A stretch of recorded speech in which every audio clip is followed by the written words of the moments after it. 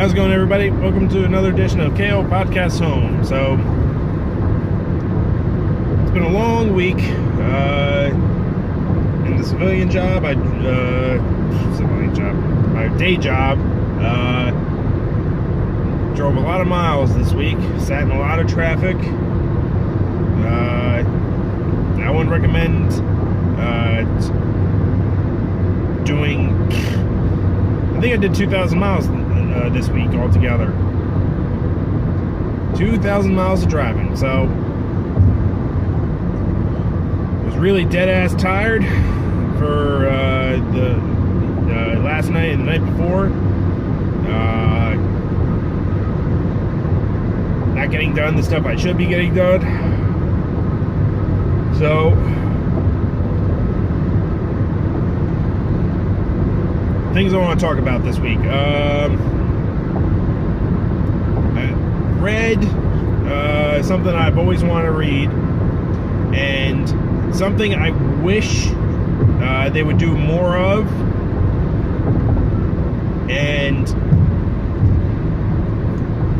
the book I'm talking about is Matt Wagner's Trinity. It came out in 2003. The premise is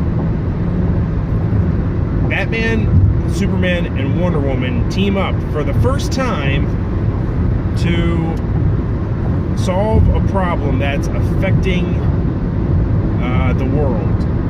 It's not a world ender as in the armies are forming, the universe is going to be destroyed, all that. Like, it's reasonable stakes that benefit all three involved, and the way that they work together is pretty damn good, because when you get a team-up book, you want like you want all three characters used properly. When you have Superman versus Batman villains, like, there has to be something, because like if Superman had to stop the Joker, which there is a story that I have to find that Max Landis wrote. If Superman had to stop the Joker, I don't know how quickly that would go, because Joker is sort of a more gun-happy, gun-using version of Toyman at times. Other times he's just regular, like, kill everybody in a theatrical way. Like, same thing with Batman on Superman villains. Like, Batman is not built to save everyone, and he can save as many people as he can, but he's not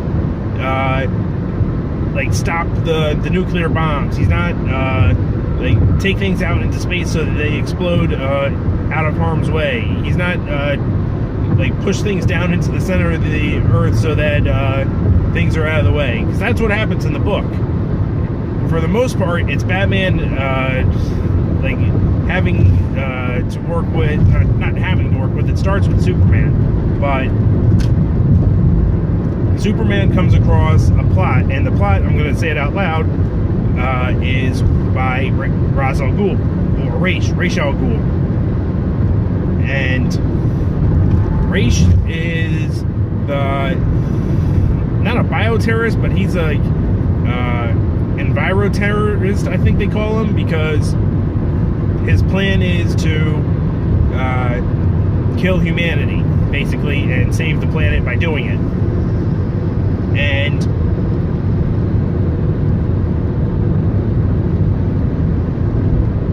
he uses Bizarro as one of his weapons. So automatically you have this great synergy between Batman and Superman mythos, like their worlds. Then you bring in Wonder Woman, who is investigating the events from earlier in the book. And book 1 takes place in Metropolis and other places, but it starts in Metropolis. Book 2 takes place in Gotham City for the most part, and then book 3 is Paradise Island for Wonder Woman.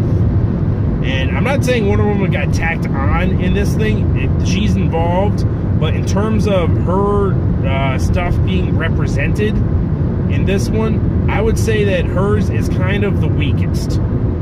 That's what I would say in terms of her mythology. Her as a character is great in this one because she's a little naive, a little like when Jim Lee and Jeff Johns wrote her for the Justice League relaunch a few years ago, like they made her really naive, like walking around in DC with the sword out and like her more of a battle suit or whatever, and this one was like more of a throwback to her original costume. I don't think she had the skirt. I think she had like the shorts. Had the shorts and all that. And plus, like there's a couple story beats in this one. I was like, what the hell just happened? Like issue 3, like Batman like loses his mind and just walks up to Wonder Woman and kisses her like while she's getting out of like an I don't know pond, oasis, like swimming area, like, and she's not wearing a bathing suit. So, and it was like what the hell was that moment? Like this book has some, given the context of when it came out, some interesting choices, and one of which was like Superman has to stop planes from flying into buildings, and I'm pretty sure like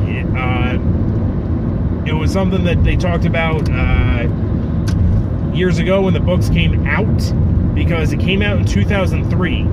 That means he was working on it for, say, a year or maybe even 2, or like maybe it got, I'll even say this, maybe it got pushed back. Maybe the idea came before and it got pushed back. I don't know the production detail on Trinity, but I will say that was a 9/11 situation, and I didn't like realize that was like something that DC Comics would do. I mean, I'm not surprised. Like they did it sort of with Ex Machina by Brian K. Vaughan, but the book itself is beautiful. Like Matt Wagner has a really, yeah, that sucks. God damn it, where the fuck is that? The book has really beautiful art. It's flowing, it's simple, it's kind of hard to read though, because like I'm used to certain things, and there was a repeated layout where it would go left page like 1, 2, 3, 4, right page 5, 6, 7, 8. Well, it wasn't like that. I'll give him some credit. It would be like a double page spread, but I don't think it was always the way I'm talking about. It wasn't consistently like that, but there would be times where it would be paragraph 1, paragraph 2, joint image, where it would take up the entire 2 pages. It would be like a sort of spread, and that threw me off a couple of times. So, but what I love about this book is just the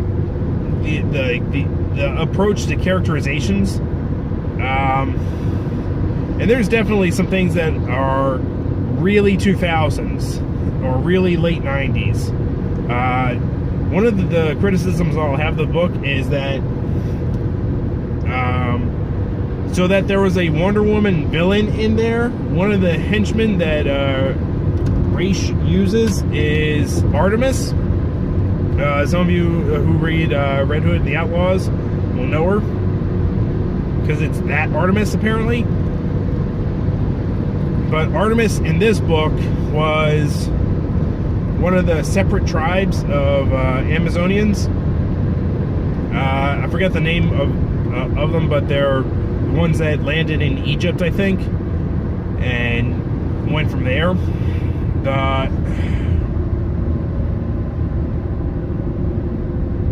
Her hairstyle and her face is full of metal, and it's full of pink hair. At one point, like, she's rocking that, like, I want to say Baby Spice rocked it one time, where you just take all of your hair and put it into a million freaking ponytails, but it's not ponytails, it's just like she looked like a Dr. Seuss character, for my opinion. But she was one of the more interesting things, because Wonder Woman doesn't even, like, deal with her for the most part. Like, Batman deals with her more often, and this book is, like, it's got, like, a few fun cameos in it. I'm not gonna spoil them for you, but like Batman be going along and goes, "What the hell is that?" And you know who it is. So I would recommend this book. Go out, find it. It's in soft cover now. I read the original 3 prestige format books, and this one was pretty damn good. So that's Trinity by Matt Wagner. The other thing I'm going to talk to you guys about is I started an old anime, and it's a Record of Lodoss War. And I want to say this came out in like 1993, 1994. The dates on Crunchyroll were throwing me off, because they were using like, if I went by their dates, like, something would have been really off, because the art style, the type of show it was, like, it was not late 90s. It was not. I don't remember if Lodoss War was a big hit in terms of, I mean, it's a classic, but I want to say Lodoss War got overshadowed by Neon Genesis Evangelion. So with Lodoss War, you have this hero that this main character guy who I don't really get a sense of personality from him. I mean, he's the, like, I don't even, he's got plot armor, he's got this, that, the other thing. He's got to get stronger. He's not the driving force of the show. He's got a relationship with a high elf, and you could see the anime isms in there. You have, like, the symmetry of the hero and the rival, because even the rival is pretty much the same thing. He's already established as strong, as opposed to the hero, who's not really strong. But